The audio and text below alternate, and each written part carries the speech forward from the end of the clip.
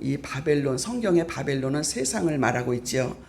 이 가치 없는 세상 속에 있는 문화를 우리가 본받지 않아야 된다. 이것을 척결해야 된다라는 말씀을 하고 있습니다. 그래서 우리 믿는 사람들은 세상의 가치관을 따르는 것이 아니라 하늘에 속한 하늘의 시민권을 가진 자다. 구별해라. 다르다. 이런 말씀을 성경에 많이 하고 있습니다. 그래서 오늘 계시록 18장은 17장에서는 바벨론의 멸망을 예고했습니다. 그리고 여러분, 우리는 여러분이 다 잘 알고 있다시피 이 세상은 망할 것입니다. 이 세상은 하나님의 나라에 속한 것이 아니요 망할 것을 계획하고 작정한 이 세상입니다. 그래서 이 바벨론의 멸망을 17장에서 예고를 하고 있었습니다. 그리고 18장에 와서 오늘 본문에서는 바벨론이 이제 멸망을 당할 수밖에 없는 이유를 설명을 하고 있는 것입니다. 우리가 삶의 목표는 부가 아닙니다. 부의 그 자체에 있지 않다라는 것을 우리는 너무나도 잘 알고 있습니다.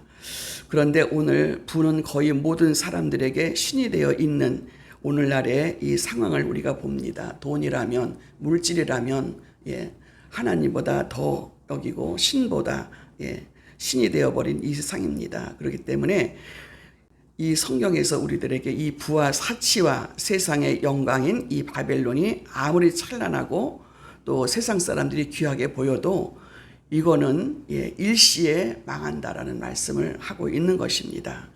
그래서 우리가 세상의 이 바벨론의 문화에 이 풍조에 우리가 휩쓸려 세상 물결에 흘리지 않으려면 어떻게 해야 되는지, 오늘 주신 읽은 말씀 1절부터 10절에 있는 말씀 보니까 하나님의 부르심에 주의해야 된다. 말씀에 주의해서 우리가 세상과 구별된 삶이 어떤 것인지를 분명하게 말씀을 하고 있습니다.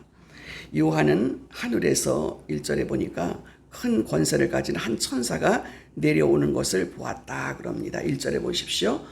일 후에 다른 천사가 하늘에서 내려오는 것을 보니 큰 권세를 가졌는데 그의 영광으로 땅이 환하여지더라.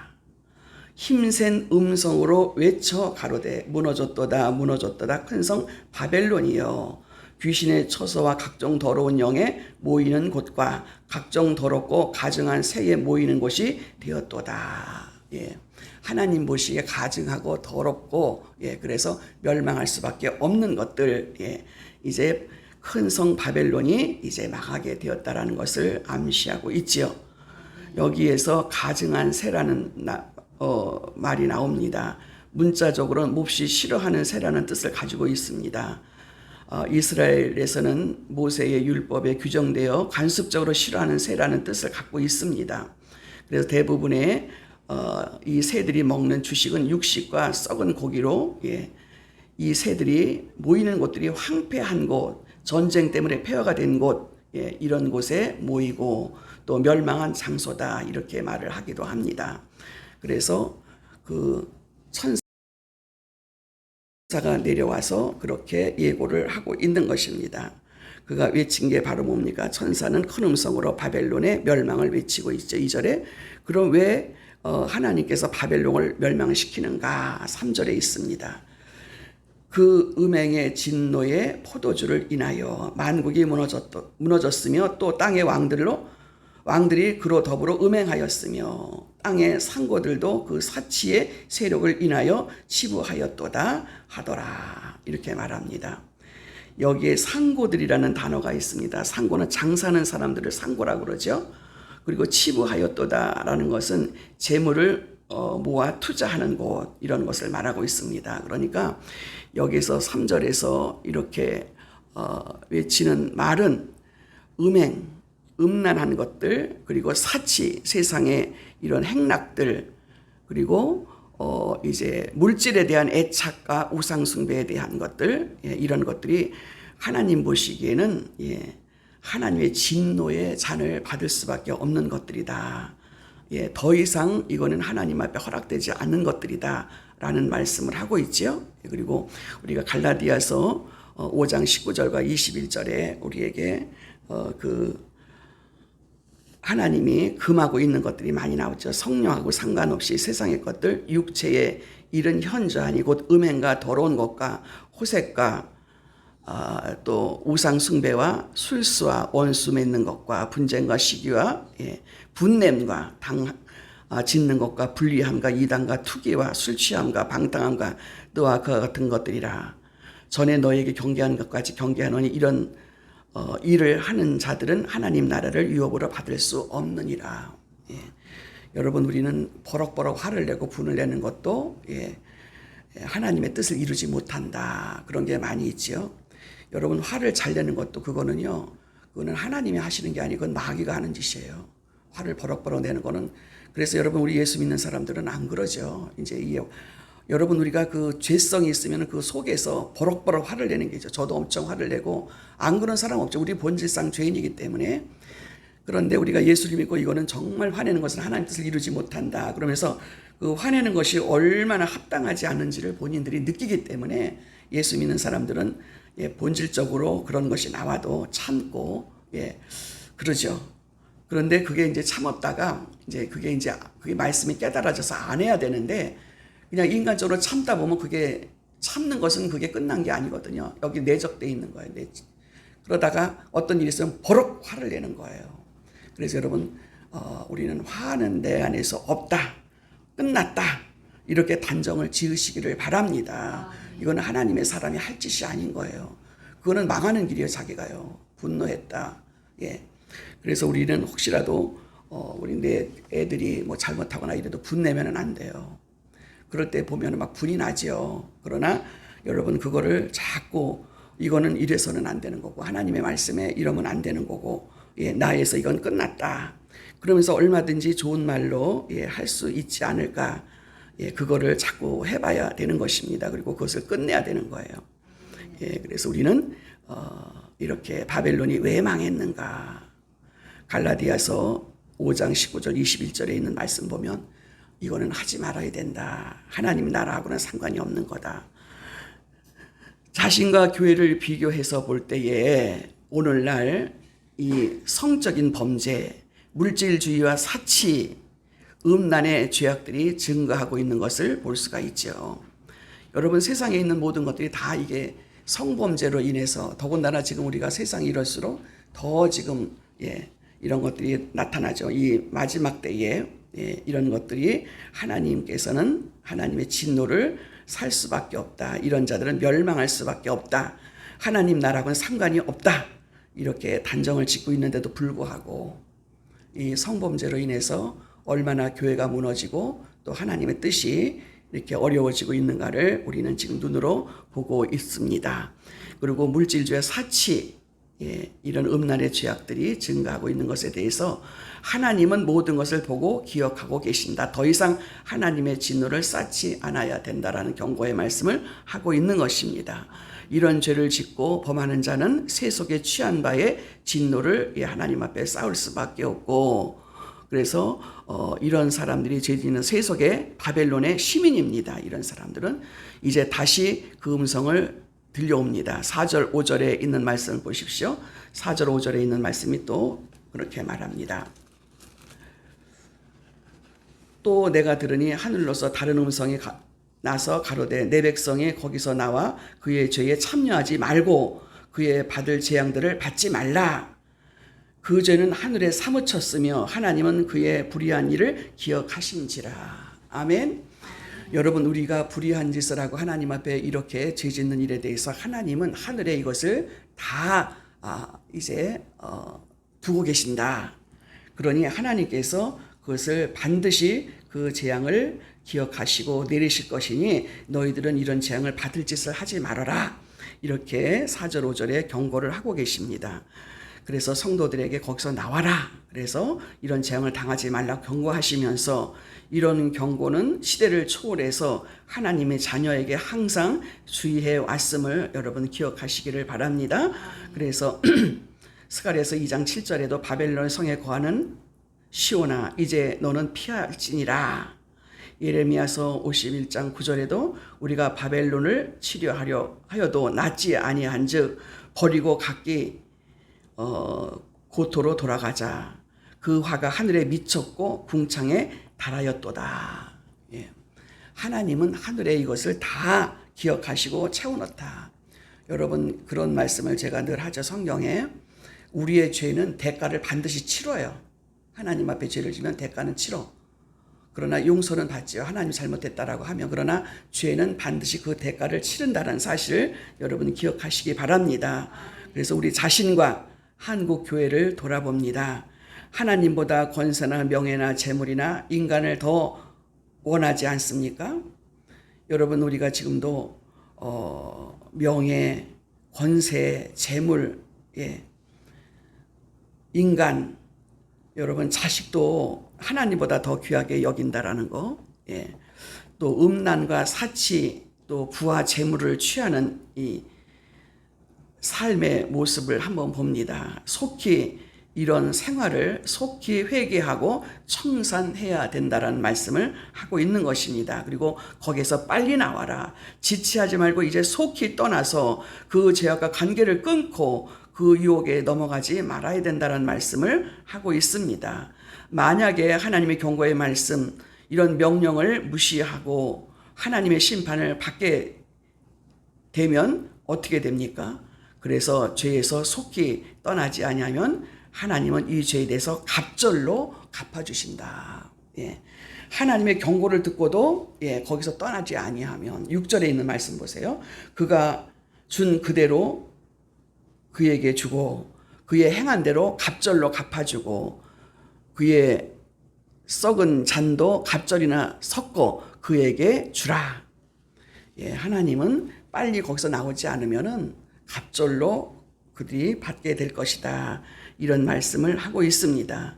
죄악에서 속히 떠나지 아니하면 하나님께서 갚아주실 뿐만 아니라 교만한 자에게는 애통과 사망이 있을 것이다. 흉년을 주게 될 것이다. 여러분 우리는 항상 그 교만에 대한 말씀이 참 많이 나와요. 교만에 대한 그 반대말이 겸손이잖아요. 예수님은 온유하고 겸손하셨다. 예수님을 본받아라. 교만하지 말아라. 여러분 사람이 죄가 교만해서 나와요. 지 잘난 못에 산다고 지가 잘났어. 남을 정죄하고.